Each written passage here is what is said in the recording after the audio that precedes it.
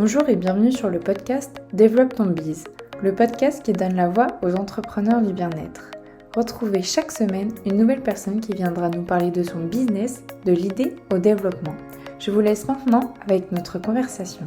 On se retrouve aujourd'hui avec la seconde partie de notre discussion avec Margot, naturopathe et sophrologue, avec qui on va aborder l'importance de se diversifier dans ses activités, bien s'entourer personnellement et professionnellement, ou encore avoir une approche positive et voir les difficultés comme des expériences et non comme des échecs. Et alors, tu sais à peu près aujourd'hui combien de temps tu consacres à toute cette communication-là? J'avoue que je regardais un temps, je pense quand même que ça prend du temps. Ouais. Et j'avoue que des fois, surtout en étant devenue maman et du coup où le temps est compté, c'est des fois ça entre guillemets m'agace un petit peu le temps que ça prend.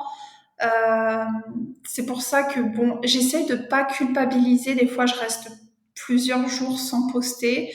Mais bon, il vaut mieux faire du qualitatif que du quantitatif. Hein. Poster pour être présente, non. Non, j'avoue, j'arrive pas du tout à estimer parce que voilà, il y a certaines périodes où je vais être très motivée, très inspirée, très disponible, et d'autres où je vais complètement pendant plusieurs jours lâcher l'affaire. Donc je suis pas du tout régulière pour estimer une durée. OK. Et même par rapport à avant où tu consacrais, beaucoup plus de temps, tu saurais pas dire, la différence entre les 2, par exemple? Ah bah, en fait, avant, par exemple, mon blog, je postais tous les dimanches un nouvel article. OK. C'était vraiment tous les dimanches, il y avait un nouvel article. Même avant l'arrivée de ma fille, j'avais écrit des articles pour qu'il y ait un article tous les dimanches pendant mon absence Ouais. et tout ça. Donc vraiment, je m'étais vraiment imposé un rythme assez rigoureux qui m'avait pris beaucoup de temps. Mais bon, aussi avant, j'avais pas non plus la même activité que maintenant. Donc entre guillemets, j'avais pas autant de clients. Je pouvais me permettre aussi de passer beaucoup plus de temps à écrire. Et c'est vrai que là, ma priorité, plus j'ai de clients, plus j'ai aussi de mails de mes clients, plus j'ai de suivi à faire, plus j'ai de Ouais. ça qui me prend du temps. Donc pour moi, quand même, la priorité, c'est d'abord répondre aux mails de mes clients en cours et de les accompagner eux plutôt que accroître mon Instagram. Donc, mais bon, c'est sûr que je le fais peut-être 2 fois moins qu'avant et je vois que ça décolle pas pour autant sur Instagram. Mais bon, ce qui compte aussi, c'est que ça décolle au cabinet. Hein. Il n'y a pas Ouais. que voilà. Tant que ça fonctionne au cabinet, j'avoue que Ouais, je déculpabilise d'être moins sur les réseaux sociaux. carrément. Est-ce que tu as des projets, particuliers pour, le futur? Sachant que tu es enceinte, donc tu as quand même ce temps-là qui va être, encore, bousculé? Oui, déjà en fait, pour ma première, concrètement, bon, et voilà, pour moi, il faut pas mettre tous les œufs dans le même panier. Avoir une activité diversifiée, c'est ça qui permet de se garantir, d'avoir un bon business. Hein, par exemple, euh, pendant le premier confinement, personne voulait faire la visioconsultation. C'est pas grave, j'ai d'autres choses à côté en lien avec la naturopathie, parce qu'au début, les gens, ils étaient très réticents à faire la visioconsultation, ou ils pensaient que le confinement, ça allait pas durer très longtemps, et du coup, ils verraient ça après. Ouais. Donc voilà, mais du coup, je trouve que le fait d'avoir différentes activités, des ateliers, des machins et tout ça, le fait d'avoir, ça permet donc à la fois de développer son business. Donc ça, je pense que ça reste hyper important du coup tout le temps d'avoir des projets différents. Euh, mais par contre, du coup, là, je me suis arrêtée très peu pour ma première fille. Bon, j'avais pas repris toutes mes activités, mais j'avais quand même repris le travail au bout de 5 semaines. Ah oui. Et franchement, ça a été dur. Ça a été très, très Ouais. dur. Enfin, j'avais des tournis, j'étais pas hyper bien. Et donc là, j'ai décidé quand même de me prendre 6 mois loin du cabinet, OK. loin aussi de certains projets, et peut-être justement me consacrer à d'autres projets. plus à la cool, plus tranquille, parce que voilà, je pense que gérer 2 enfants, c'est plus du tout la même chose que gérer une, et je ne referai pas non plus la même erreur que j'ai faite pour une, parce que ça avait été très éprouvant. Et du coup, bon, déjà pour pendant mon congé maternité, j'aimerais bien lancer, enfin, je suis en train de finaliser l'écriture d'un e-book. Ok. Mais un e-book qui est pas non plus, qui s'appelle 24 heures naturaux. Donc, Ok. qui est donc une liste de conseils du matin jusqu'au coucher. Donc, il est plus voilà dans le bien-être et la prévention de santé, et en aucun cas spécifique à une pathologie ou à une problématique. Donc, n'importe qui pourrait l'acquérir. Cet e-book qui contient à la fois des recettes, des astuces, euh, voilà, à mettre en application du matin au soir, et du coup chacun pioche ce qu'il peut mettre en place et sans avoir à tout suivre à la lettre. Et j'aimerais bien du coup le combiner avec quelques séances de sophro. Il faut que je termine d'enregistrer mes séances de sophro. Donc, il y Ok. aura ça qui sera disponible à l'achat sur mes différentes, mon blog, mon site, pendant mon congé maternité.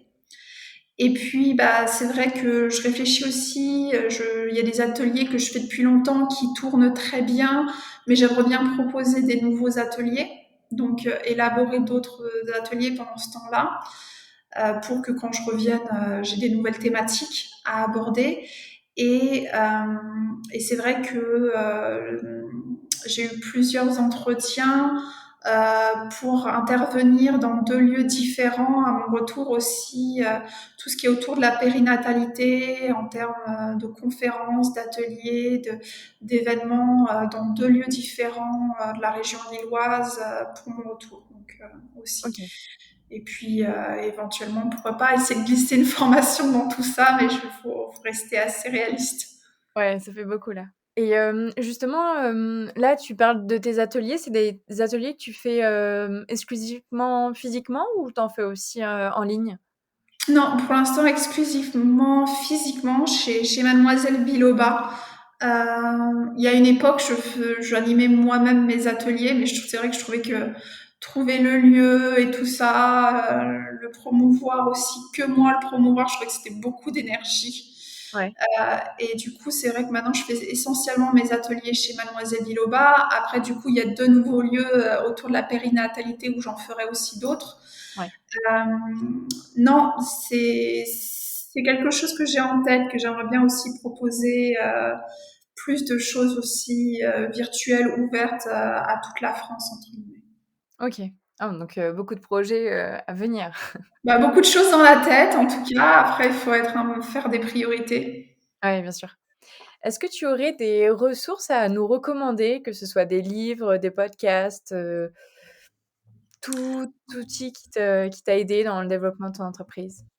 Bah, déjà, je trouve que quand même, alors ça m'a aidé, oui et non. Je trouve que c'est quand même intéressant la BGE, donc de Ouais. s'orienter vers la BGE.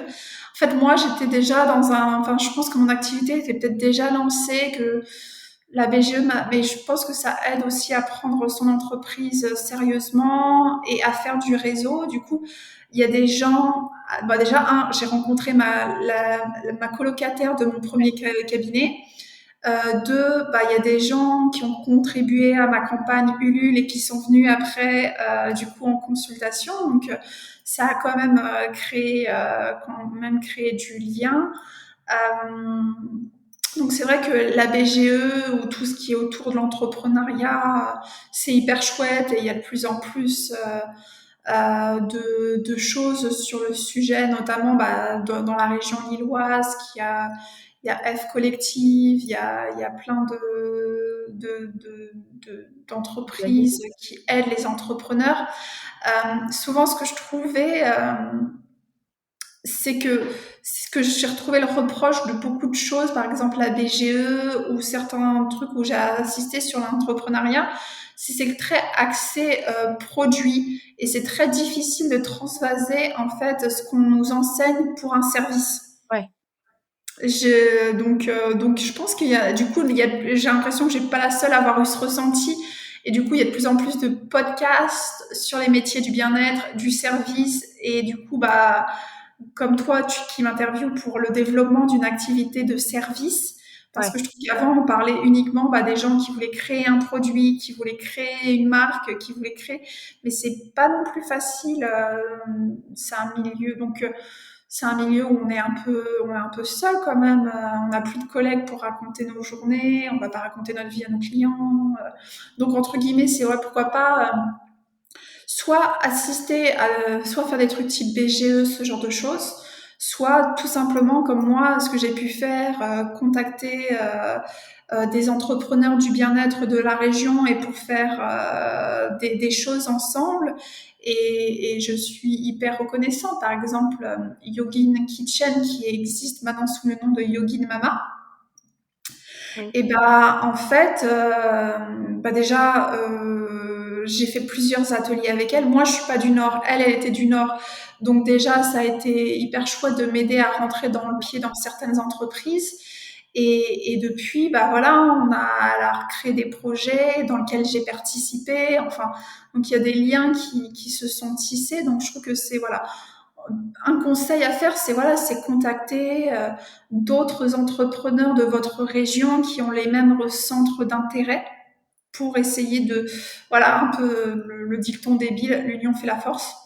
Voilà, pas nécessairement rester seul dans son coin. Moi, je parle beaucoup même à mes proches de mes problèmes. Des fois, j'ai une problématique purement liée à mon business et même si eux, ils sont pas du tout dans l'entrepreneuriat, bah, en fait, souvent, bah, ils vont m'aider à voir les choses autrement. Et ça fait du bien aussi de vider son sac. Et donc, ils m'aident à me détacher de ma vision et m'aident à voir plus le global. Donc, je trouve que même parler à des gens qui sont pas dans l'entrepreneuriat, ça aide énormément. Et puis oui, bon voilà, il y a des podcasts hyper chouettes comme F Collective. Après, j'avoue qu'en ce moment, je suis vachement dans des podcasts type maternité, donc comme La Matrescence ou Élise de Prenons un café que j'aime beaucoup. Et puis oui, donc voilà, globalement, c'est essayer de se faire en tourner le plus possible et de pas rester dans sa solitude. C'est un Ouais, bien sûr. conseil que j'aurais à donner. Et puis aussi, je pense pour moi, un de mes, allez, de mes mantras, entre guillemets, c'est qu'il n'y a pas d'échec. Ouais, Euh, Peut-être, je suis toujours dans l'idée en tête, je prendrai déjà rien pour acquis, que peut-être que demain, mon activité, elle fonctionnera plus. Mais je me dis, bah, pour moi, la vraie force dans la vie, c'est sa capacité d'adaptation et à rebondir. Et du coup, le temps où je me dis, bah, même si un jour je suis plus naturopathe et que je retrouve une activité, je sais pas, salariat, et bah, je me dis, ah bah, c'est trop chouette. Pendant 2 ans, j'ai fait une formation, puis pendant 4 ans, j'ai eu mon activité. Enfin, je trouve que tout est enrichissant et qu'il n'y a absolument pas d'échec, enfin, peu importe la durée du projet.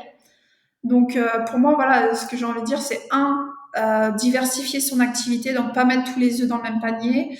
Deux, être entouré. Et trois, ne voir tout comme des expériences et jamais comme des échecs. ouais, carrément. Super conseil. Est-ce que tu aurais un ou une entrepreneur du bien-être que tu aimerais entendre, son parcours, sur le podcast? Oui, alors bah pourquoi pas justement, j'allais dire bah, Justine de Yogin Mama que je trouverais qui a dû revoir aussi son business model par rapport à quand elle s'est lancée à peu près en même temps que moi. Du coup, c'est plus du tout la même activité. Et bah, elle a rebondi. Et du coup, je trouve que ce serait très intéressant qu'elle parle de comment, voilà, elle a rebondi d'un premier business model à un autre. Donc, passer de Ouais, Yogin Kitchen à Yogin Mama, je trouve que ça serait intéressant. carrément. Super. La dernière question du podcast, c'est ça veut dire quoi pour toi développer son business? Hmm. Pour moi, j'aurais envie de dire pour le moment, je vais rester sur développer son business. Je pense que ça doit être quelque chose qui est avec lequel on est en accord. Comme je te dis, en fait, comme je te disais pour Instagram, poster pour poster et faire les choses à contre-cœur. Enfin, faut vraiment développer son business, mais en fait, c'est développer soi, en fait, avant tout. Ouais.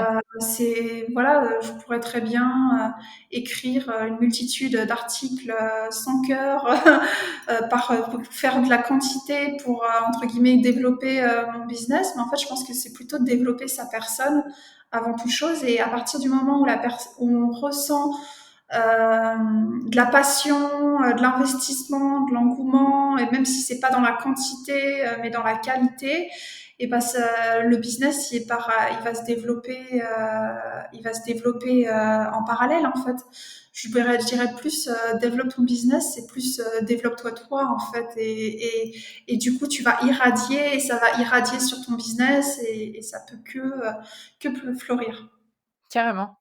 Où est-ce qu'on peut te retrouver?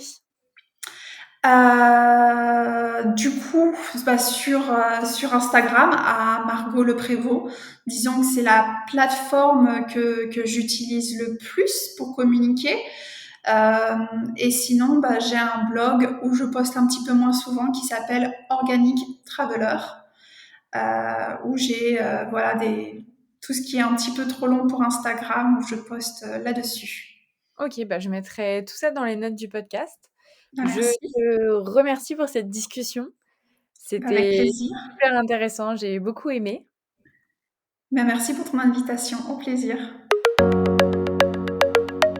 J'espère que cette seconde partie de discussion avec Margot vous a plu.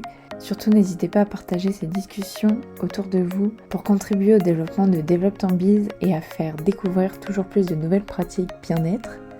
On se retrouve dès la semaine prochaine avec un nouvel épisode. En attendant, n'hésitez pas à aimer et à partager le podcast.